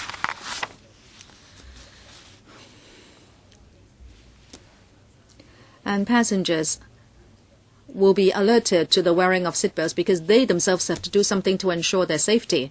But this culture change will take time. So first of all, I'm talking about the staff, and secondly, you need to give comprehensive consideration to the proposed measures. Thank you for Mr. AU Nok-hin's question about monitoring and training for staff. With regard to monitoring, we just like to collect figures. We are not really monitoring individual drivers. We understand their concerns and will continue to talk to the unions. And then seatbelts. There is a mechanism for bus operators to apply for fare hikes. We'll continue to publicize on seatbelts. I always use PLBs and I wear seatbelts. Next one, Ms. Claudia Mo. Thank you, Chairman. I'd like to clarify something. That is seatbelts. You are just considering it, right? I'd like you to, in fact, consider retro seatbelts for the upper deck of buses. I think there is a problem with the lower deck, and there is room for standees on the lower deck, and therefore at least you should work on the upper deck first. I think that is the correct understanding, right? And secondly, we always say you should be kind to captains. This is the most important piece of software for public transport. Perhaps you should start to remind passengers who should also try to be kind to captains and do not provoke captains with verbal abuses, because that will be a kind of mental conflict for captains. Therefore, don't just say the companies and the drivers should be responsible and then the engine should be maintained and repaired, etc. But then those who receive the service should also have certain responsibility. Undersecretary, thank you, Ms. Mo. First one, seatbelts, as I said in my introduction. New buses which are ordered from this month onwards must have seatbelts already installed on both decks. As for existing buses, as Ms. Mo said, it may not be appropriate to retrofit them with seatbelts on the lower deck, because of technical difficulties, but with regard to exposed seats, and if there is a sudden stop of the buses, passengers may fall out, and there are already seat belts. And we are thinking of how we can retrofit existing buses with seat belts at least on the upper deck. As for being kind to the captains, this has been mentioned by a few members. If the remuneration or working hours and the working environment are not satisfactory, that will have an impact on road safety and passenger safety. We have worked with the trade, and we are gradually improving the work environment of captains. As for possible conflicts between passengers and captains, well, under the present mechanism, if passengers deliberately affect captains at work without a reasonable excuse, it is an offense, and the fine can be up to $3,000 and imprisonment for $3,000 and imprisonment for 6 months. And we will publicize this on TV programs so that they will not provoke captains. I will be the last speaker. Listening to members basically welcome all the hardware improvement proposals. Members showed concern with regard to the remuneration package, including work hours of drivers. But of course, remuneration and safety should not be directly related, but working hours may directly be related to safety. As we have heard, we have a general lack of drivers in Hong Kong. If you increase the salary for FB drivers, well, you will be taking the drivers away from other modes of transport. You will just reassure them and they may have a better life, and I won't object to it. But when we say that, we must be aware that this may lead to a possible hike in fares. Therefore, if you want to support drivers in cutting their work hours, you must also be prepared to support a fare hike. The administration must strike a balance and thresh out the details with the bus operators. Okay, we'll wrap up the item here and we'll go into the third item for discussion, which is recent incidents of water leakage and smoke emission from the pillar box at the basement of the passenger clearance building of the Hong Kong-Zhuhai-Macau Bridge, Hong Kong Port. Originally, the Transport and Housing Bureau should be represented for this item, but the official is incapacitated, and I was notified by the TH Bureau that that official could not come. Therefore, today we only have officials from the Highways Department for this item. 如果預備發問嘅同事 Members who would like to ask questions, please press the button now.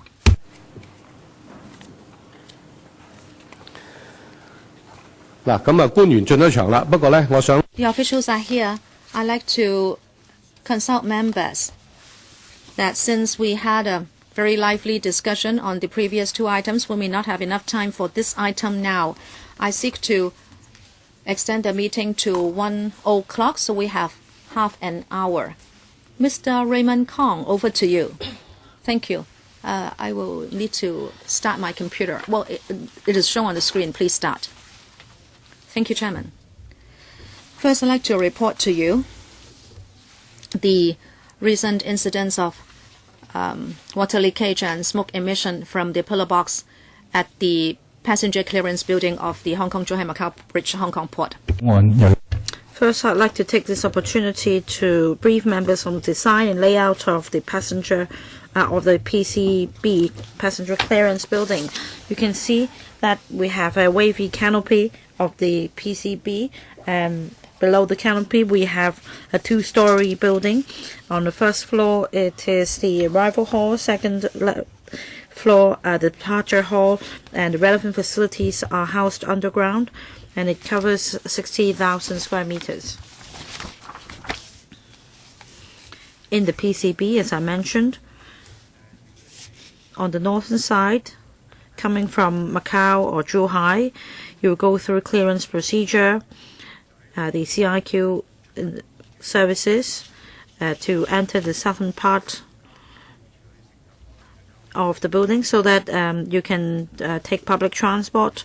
And on the two sides, on the ground floor, you have the offices and also toilets, etc.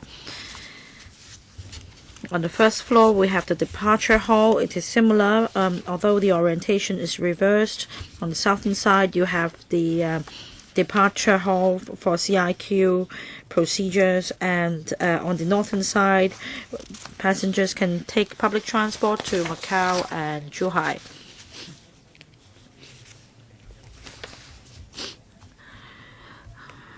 The PCB is built on an artificial island covering 130 hectares. As I mentioned, the PCB has a site coverage of 60,000 square meters, and there are also other ancillary buildings for use by CNED and other law enforcement departments. And there are also over 70 booths, and the vehicle clearance plaza covers 700,000 square meters. It is also close to the Hong Kong International Airport and subject to very stringent height restrictions.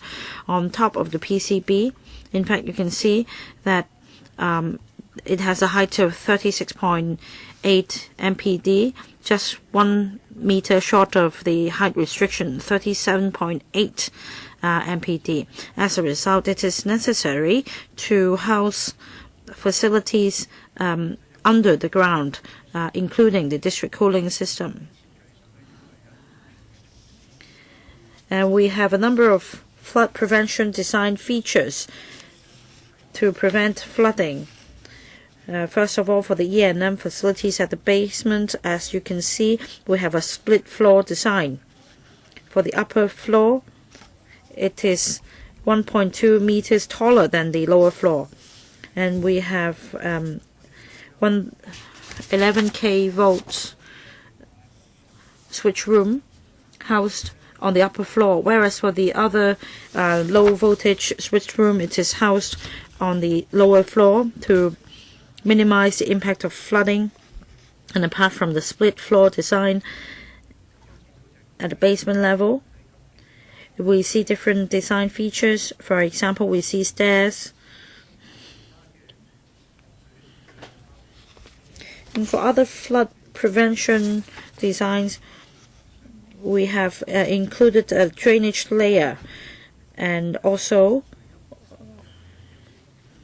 in case of flooding, with the drainage layer, which is connected to the sump pit with automatic pumps, the flood will be pumped away with the automatic pumps. And we also have an alarm system. You can see the blue lines that can on the walls that can give out alerts in case of flooding for handling by staff. And in Hong Kong, very often E&M facilities are housed under the ground, especially for district cooling system. It doesn't just supply air conditioning to the PCB, but also to other ancillary buildings on the artificial island. The district cooling system, therefore, will need to supply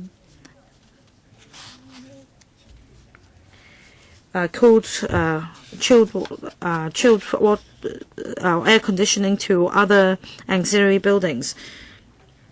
And we also provide base plinths of about 100 millimeters beneath the machinery to prevent the impact of flooding.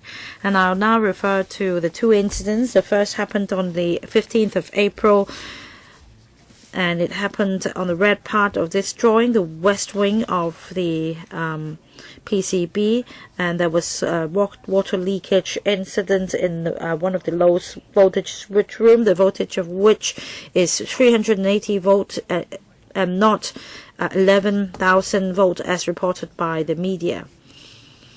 At the time, some underground cable ducts will have to be connected, and after the laying of cables, the contractor failed to seal up the underground cable ducts, and because of the downpour on the 15th of April, rainwater entered the basement through the unsealed cable ducts. And we solemnly took up the matter and urged the contractor to immediately seal up the unsealed cable ducts. We also checked the facilities in the low voltage switch room and replaced some of the parts. And apart from those mentioned, other parts have not been affected, and we also urged the contractor to seal up all the cable ducts.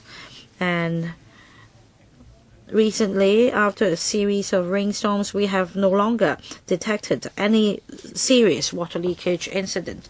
The other incident happened on the 20th of June when there was a smoke emission incident from a pillar box of the AC system in the basement. As you can see on the in the green square on the drawing,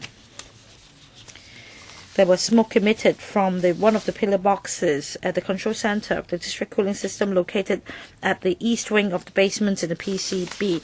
After investigation, it was found that these two were separate incidents.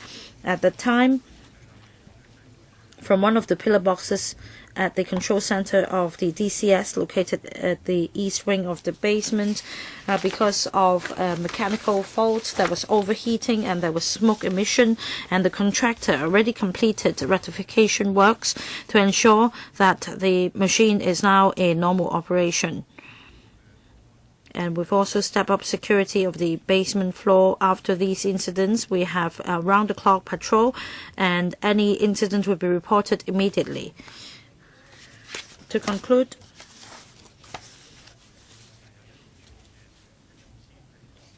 we have a series of measures to ensure that the E&M facilities housed under the underground will not be subject to flooding, and these two incidents are separate incidents. And let me take this opportunity to brief members that we have by and large completed the construction of the PCB, and we are proceeding to some checking and auditing work, and we will strictly inspect and check the works to ensure that the works quality meets the standard required stipulated in the contract.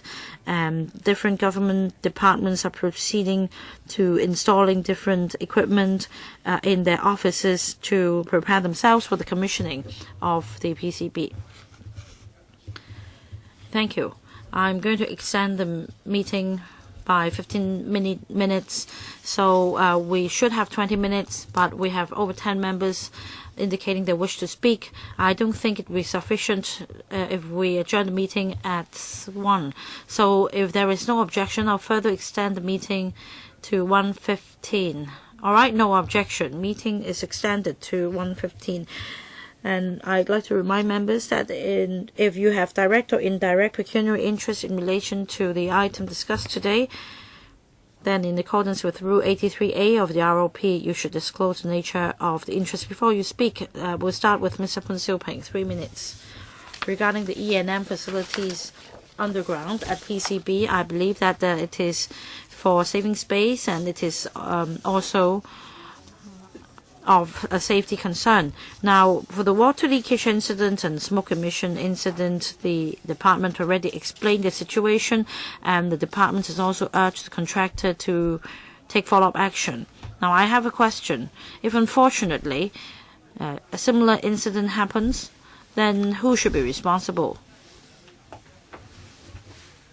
Should the contractor at this stage be responsible, or should the government be responsible? And according to your paper,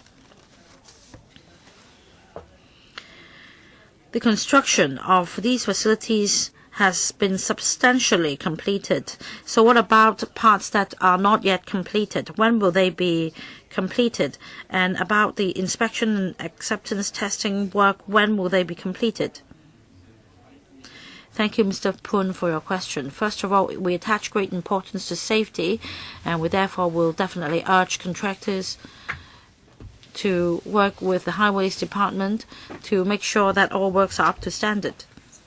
Regarding liability, at the moment, we are at the inspection and acceptance testing stage, and the contractor will be required to complete all the works to our satisfaction. The responsibility at the moment lies with the contractor. We need to make sure that we are satisfied with the level of work based on the outcome of the inspection and acceptance testing. And as far as the construction is concerned, basically it has been substantially completed, save for some minor renovation work and installation of machinery. In fact, it has really been substantially completed, and we are making our best effort to make sure that they will be completed in time for the commissioning of the Hong Kong-Zhuhai Bridge. So when will the testing and acceptance or inspection testing be done? We'll do it as soon as possible. We don't have a timetable. We'll work on it as quickly as possible, depending on the progress. No follow-up, Mr. Lam Shuk-ting. I have a question for the Highways Department about the unsealed cable duct. Is it according to the report that it is Leighton Chunwa joint venture that is the contractor responsible? Thank you. Yes, the works are undertaken by Leighton Chunwa joint venture. We understand that there is already a big problem surrounding this contractor in the Sha Tin to Central Link project. We understand the cause of the incident was unsealed underground cable ducts, and that rainwater entered through these unsealed ducts into the basement. It's really problematic because we have ducts lying around on the ground and we have no idea where rainwater will be spilled. Unfortunately, the pillar boxes and other E&M facilities have not been affected by the incident. Otherwise, it would be really hazardous for workers at the site. So my question for the government is this. This mistake could have been avoided. And regarding this contractor, Leighton Chunwa joint venture, are you going to take any action against them? We are very concerned about these two incidents as well. After the incidents, the Highways Department, together with the consultant, solemnly urged the contractor to take follow-up action, and we also issued a letter urging them to follow up on all relevant matters and to prevent a similar incident from happening. And these incidents will be reflected in the performance report. And for remaining parts of the work, we'll also closely monitor the works to make sure that they meet our standard. Any loss arising from these incidents, such as delay of works and also replacement of parts, equipment, are you going to claim damages from Leighton? And what is the amount? As I mentioned just now, we are still at the inspection and acceptance testing stage, and the contractor should be solely responsible for any loss incurred from these incidents. We are not responsible. For example, about the damage of machinery, the contractor was responsible for the cost of replacing all the devices and E&M facilities. And about the pillar box concerned, I would say that there is no significant impact on the inspection and testing. Mr. Andrew Wan, I'd like to seek some information. You said that this happened on the 15th of April. I'd like to ask you, before the 15th of April, did the Highways Department monitor the works regarding the cable ducts, or did the contractor supply any documents? Thank you. As I said, well, in this past period, the contractor is doing finishing works, and doing acceptance testing, and this is still going on, meaning that the project has not been completed. We will urge the contractor to finish the outstanding work as soon as possible. Well, I understand why you are not answering my question. You don't test the project only on the last day when it is completed. I'm talking about this particular process involving water leakage and the cable ducts. Were they accepted, and did anyone test them? Thank you. Well, we need to test and accept each project. According to the record at that time, they were just finishing the cable laying and they were not sealed up, and therefore we have not accepted the cable ducts works yet. Okay, as Mr. Lam said, this is a major incident and the consequences could be dire. We like to discuss it so that we can prevent a recurrence in future. So was it a matter of monitoring? Well, of course, the workmanship was problematic. We understand this is latent. But what about monitoring and supervision? Can this be improved? And after every step, you should be the one to monitor and check it before they can proceed further. Well, you seem to be saying that you have done nothing wrong with monitoring. I think the Highways Department has to tell us more. Secondly, the consequence, I think, is so serious. The worst scenario would be an explosion. And then the workers can be electrocuted.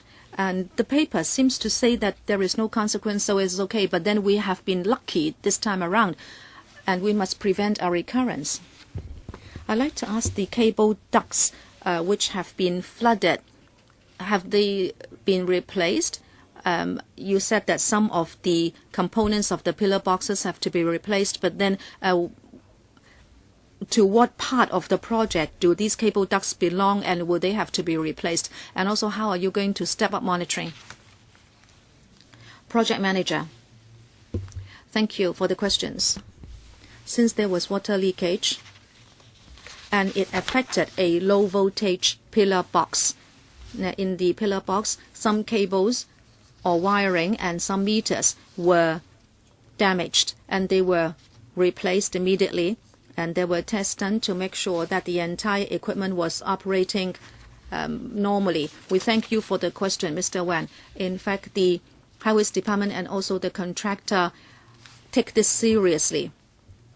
And after the incident, we stepped up our supervision of the contractor, and we are making more rounds to the project. No, he is not answering my question. I was asking about the cable ducts. They do not only belong to the pillar box, but I was asking for the function of these cable ducts, and I asked him how he was going to step up monitoring. He just said, we are going to step up monitoring. Well, I could see that the cable ducts were just the vertical ones as shown on the slide. Mr. Ben Chan. Chairman, water leakage regarding the cable ducts could lead to electrocution, and of course it's a matter of safety. But before acceptance tests are done, this remains the responsibility of the contractor. In the entire PCB project, we know that the Highways Department has asked the contractor to increase shifts and for workers to work longer in order to speed up the project.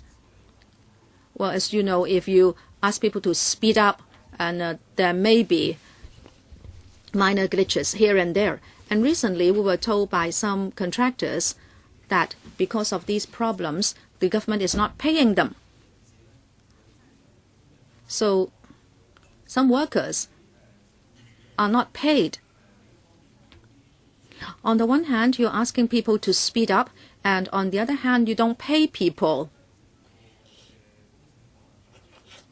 The project is now nearing its finishing stage, but there may be some industrial action as a result. I'd like to ask you whether you have enough money to pay the necessary sums to ensure that workers are paid. Some workers are already mounting banners. Can we have some response? Project manager, thank you for the question, Mr. Chan. Like any other capital works projects, we act strictly according to the terms of the contract. and disperse sums to contractors what they should be paid every month.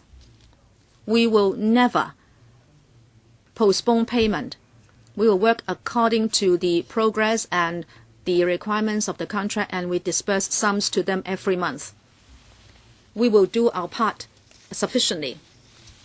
Also, on site, we have monitoring and audit to see whether contractors are paying workers. We do that every month to ensure that workers are paid. From time to time, there may be some financial disputes between contractors, subcontractors, and workers. Our staff and the consultant will try to assist them to resolve problems to ensure that workers are paid. Project manager. The PCB building, how or what stage is it by way of completion, and are you paying according to the same percentage? I do not have the figures, but as I said, we are doing the finishing works. I'm sure it is over 90% complete. Well, I hope that since workers are working, they should be paid. If you are holding up sums because of problems with the contractor, I don't want to see this affect workers. Project director, please seek an understanding when you go back vis-a-vis payment progress. We don't want workers to be affected. Next, Ms. Claudia Mo. Chairman, water mixing with electricity can cause explosions and disasters. It's really scary. And Hong Kong-Zhuhai-Macau Bridge seems to be a acceptable project. We saw a waterfall, and you did not reveal it on your own volition. Rather, frontline workers exposed it by taking pictures. It's all the more scary. You were not proactive in telling us the progress of work and whether there were problems. Every time you were exposed. And whatever you say, we need not worry because the two incidents are in April and June. They were independent incidents. This is not the point. You say the voltage is just 380, is not over 10,000 as reported in the media. Again, that is not the point. We don't know whether there can be a recurrence because an engineer has said that the original design is problematic.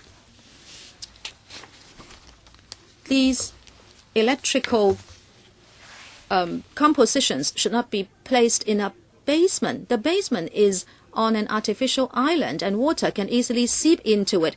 It is not drops of water. We saw waterfalls. I'd like to ask you about the design. Why did you place it underground and not above ground so that it is safer? Was it that the Highways Department agreed to that kind of design? And secondly, if you should see that this is a problem, is it possible to put it back on the ground so that there will be higher safety? Project manager, thank you. We take this seriously. That is why we have attended to it solemnly and we have asked the contractor to rectify it. And we will try to step up our monitoring work. I was asking you about the design. Is that a fait accompli? Why is it underground and not above ground? It's an artificial island.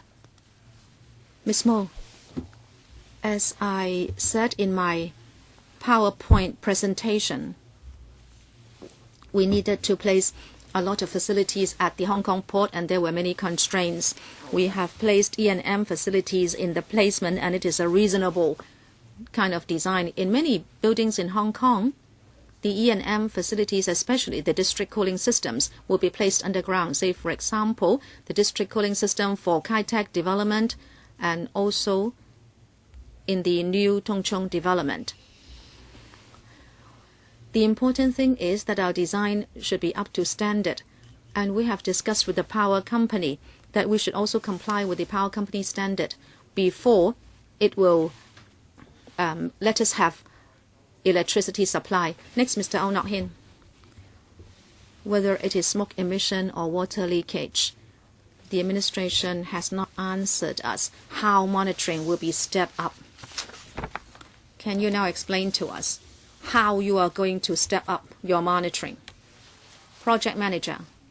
You mean for future works projects? Yes. Thank you, Mr. Au. All along, we have an established and a very strict monitoring system. We have a good number of resident staff who inspect the works every day to ensure works quality and safety.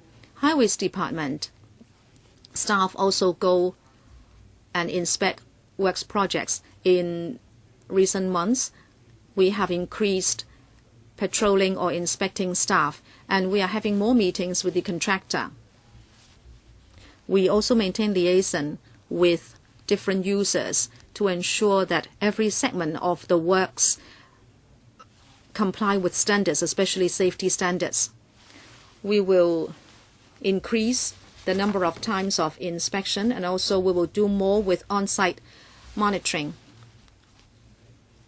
Whether it is the underground or other facilities, we are doing inspections round the clock.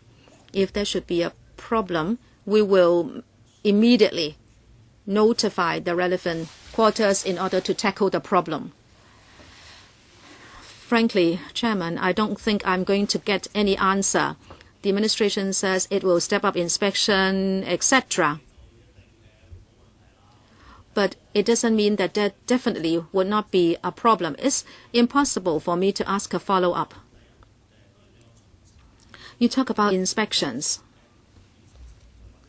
You will increase monitoring and do a better job with acceptance tests, but at least you should tell me how you will tackle the consequences of such incidents. Say, for example, this time around, we understand the Hong Kong-Zhuhai-Macau Bridge project has been delayed for over half a year. If you say, indeed, there has been a delay, and you are stepping up monitoring, you said, but to be more specific, you should say more about this. Is there an overall delay? That is why the acceptance tests are delayed as well. Thank you, Mr. Au. We have been following the timetable. You can imagine we are covering 130 hectares of land, and the acceptance test takes time and must follow a procedure. I said we would step up our inspection, and we will liaise even more closely with the contractor. We will do more checking, and we will do more examination using documentation or otherwise. We'll make sure everything is up to standard before we'll accept the project. It is a mammoth project, and it takes time. The time we are using is appropriate. Next one, Jeremy Tam. Thank you, Chair. I'd like to ask about the cable ducts and water leakage. You said that they were not sealed up, and now they have been sealed up. My question is it that originally they should be sealed up and it is just that they did not do it, or they did it slowly? Is that the case? Thank you for your question. The contractor, after completing this works, is responsible for sealing up the ducts, and as mentioned in the paper, after laying the cables, the contractor failed to seal up the cables ducts in time, and we took the matter very seriously. So when were the cables laid? I do not have information at hand, but before the 15th of April, cable laying had been completed, and when circumstances permit, they should have sealed up the cable ducts as soon and as practicable as possible. And there was a heavy rainstorm on the 15th of April. Of course, I know let's say if they completed the cable laying works on the 12th, and then a few days later there was heavy rain, then that's all right. But what if the cable laying was completed in January, and that they had kept all along the cable ducts unsealed? And as far as the mechanism is concerned, shouldn't the government monitor that their works? I mean, did the contractor sign off anything to say that they've completed this part of the works? Thank you for your question. As suggested in the paper, we're not saying that we're happy with their works. We do agree that they should have sealed up the ducts as soon as possible. You're not answering my question.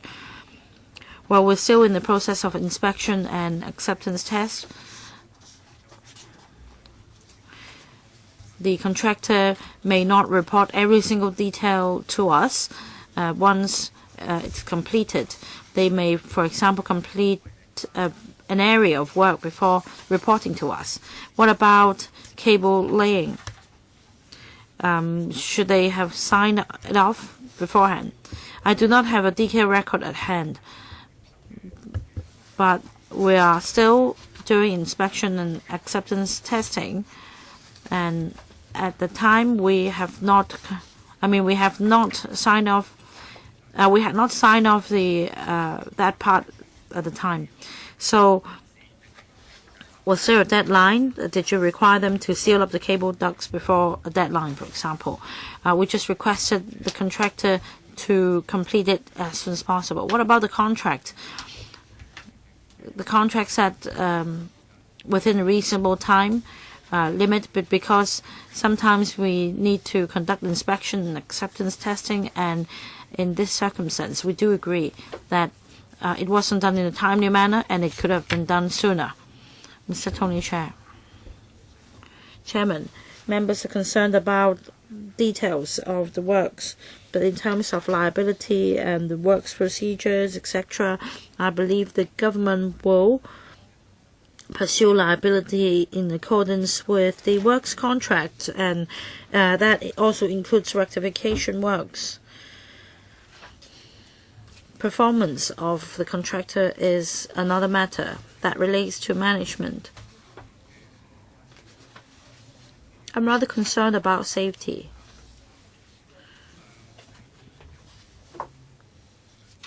Safety is very important. And I'm reading page 8 of the PowerPoint about water or about flooding. You referred to a number of prevention measures such as an alert system. Basically, the pillar boxes will be housed on base plinths to prevent flooding. Well, although in the first place there should not be flooding, you have this base plinth. And what about the alarm system? When will it go off? Say when the flood reaches a certain level. And also about the sump pit. It looks sound. The second pump will be activated when the flood level reaches a certain level.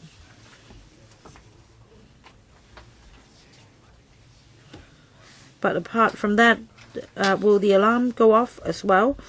Because, say, the pump may be out of order. I need to know more, because otherwise, in the case of flooding, it would be a serious matter.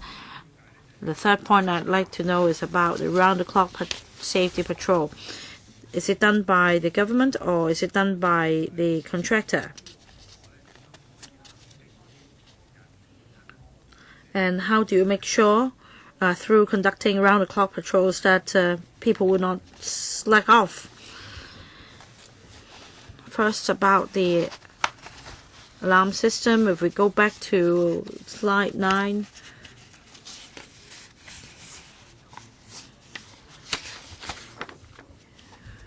You will see this blue line at the lowest part of the flooring.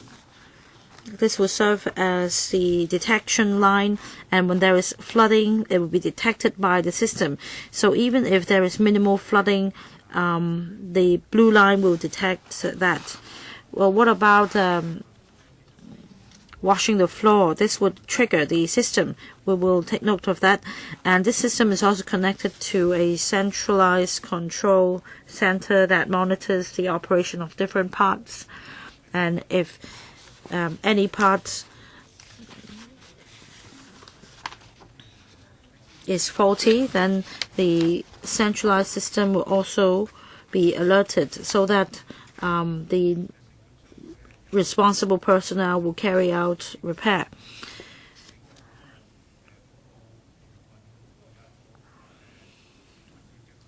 In fact, in the future, there will be a contractor responsible for property management of the PCB, and it has already come onto stream. It is a major player in the market. I won't name the contractor, but by then we will make sure that they will fulfill their responsibility to conduct patrols. Is there anything to make sure that the staff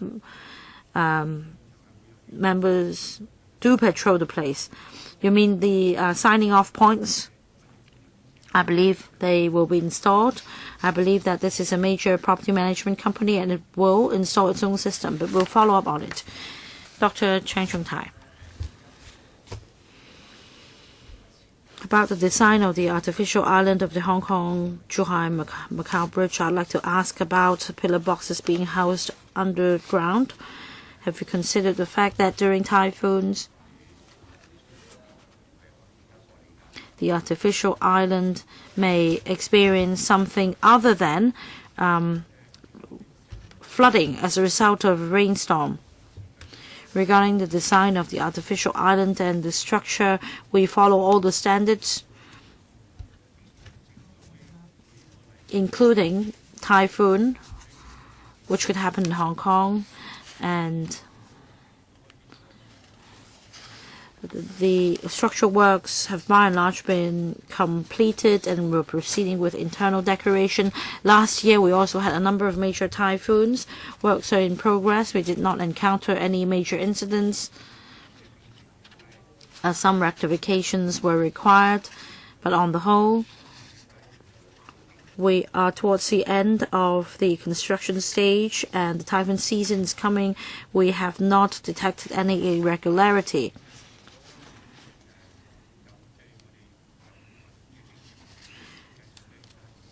We do have experience in dealing with typhoons, and we have factored this in our design. So, in other words, you're reassuring us. But I have another question. This may sound rather stupid. About the E&M facilities at the basement floor, we are relying on the 2 pumps. I want to know whether these 2 water pumps are powered by the E&M facilities at the basement floor. Well, that's in fact a very good question. We have 67 water pumps altogether, or sump pits at the basement floor, and each sump pit comes with 2 water pumps. As I mentioned just now, we have a centralized system to monitor the E&M equipment. If any equipment malfunctions or goes out of order, it can be detected by the central system and it can be dealt with immediately. We're not relying on just 1 or 2 water pumps. It's basically a holistic design. So let's say if we have 60 plus such water pumps, the power supply comes from 1 source. Can I take it that way? Power, of course, is supplied by the power company. As for E&M equipment, we have a double dual supply feature as double security. If 1 source of power supply fails, we have backup power supply. Let me follow up your question for you, Dr. Chang. The question is, you have 60-odd water pumps, but we're not sure whether the power comes from the E&M facilities on the basement floor? If so, if something goes wrong, that means there will be no power for all the 60 pumps.